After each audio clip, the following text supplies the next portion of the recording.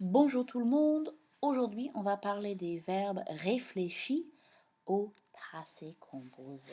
So reflexive verbs in the passé composé. Now, the passé composé, as we said last week, is a composed tense. It has more than one part, two parts generally, sometimes a little more. It has the helping verb, which is either être or avoir. In French, we call it the auxiliaire. And it has a past participle with a participe passé. And then for a reflexive verb, it has a reflexive pronoun. So me, te, ce, nous, vous, ce, etc. And the passé composé describes distinct events that happened in the past. So I woke up. I got dressed. I brushed my teeth. I watched this video. I did my homework. All things I hope you do today. And the passé composé, so the first part is the auxiliaire, and for reflexive verbs, that's always going to be the verb être, which hasn't changed its conjugation. Je suis, tu es, il est, elle est, on est, nous sommes, vous êtes, ils sont, elles sont. Nothing crazy, oui?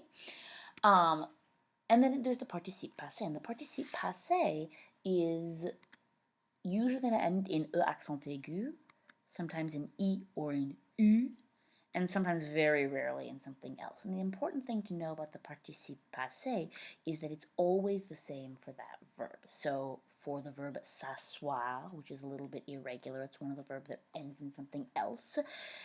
Je me suis assis. Tu t'es assis. Il s'est assis. Nous sommes assis. Vous vous êtes assis. Ils se sont assis.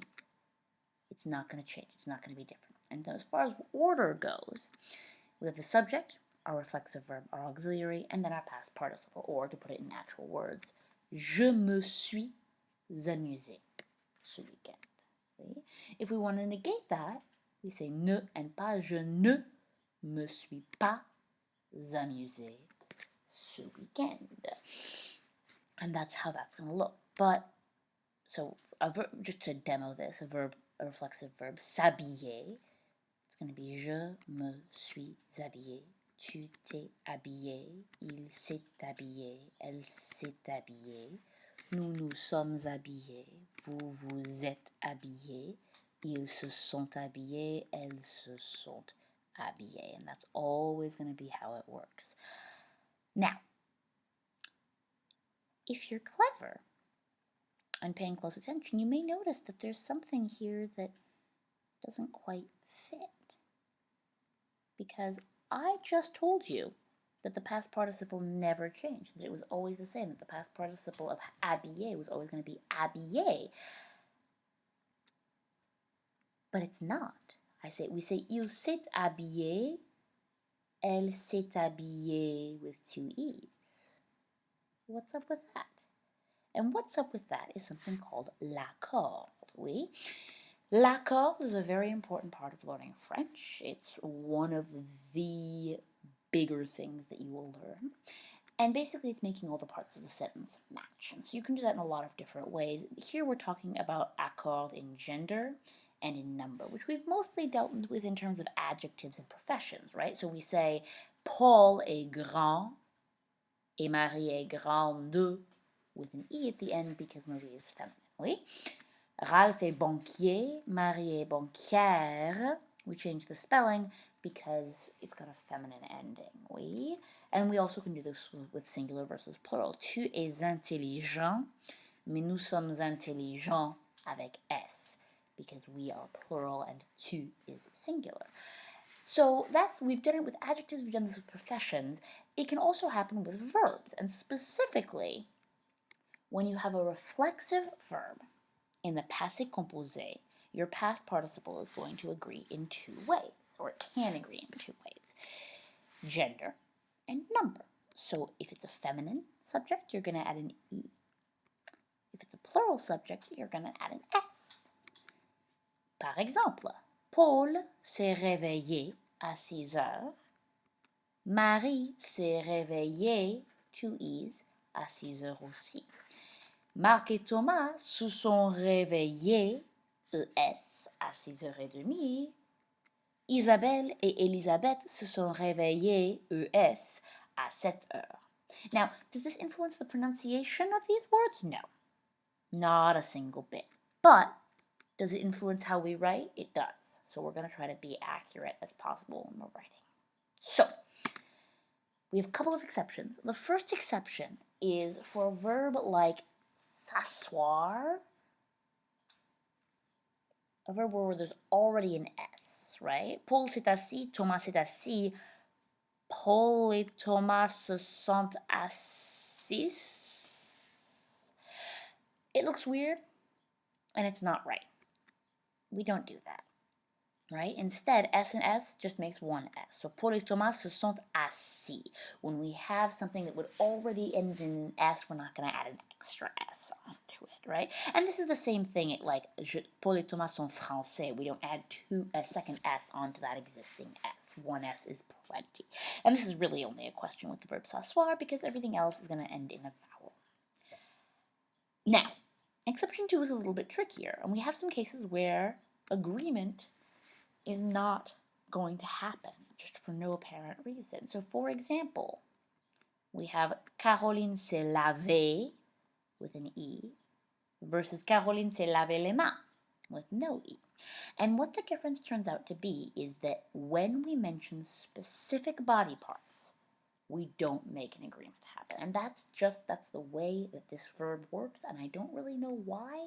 Or, well, I know why. We will explain next year why this happens. For right now, just remember that body parts don't take agreement. It's honestly the easiest way to keep a track of it, right? But so verbs that can use body parts, se laver, se sécher, se brosser, se casser. Se casser we haven't done a lot with yet, but it means to break, as in to break a limb, right? And so these verbs, sometimes they don't use reflexive, they don't use a body part, right? So you can se laver your entire self, in which case you will use agreement, or you can se laver les mains, se laver les cheveux, se laver la figure. If you're washing a specific body part, then we're not going to do any agreement at all, right? So turn over your sheet and you're going to do a little bit of practice. So pause this video, do the practice. You're going to choose the appropriate participe passé. And then you're going to check your answers. I'm going to give you your answers in just a minute. But right now, pause and see if you can figure out what the correct answer is for each question. I'll wait.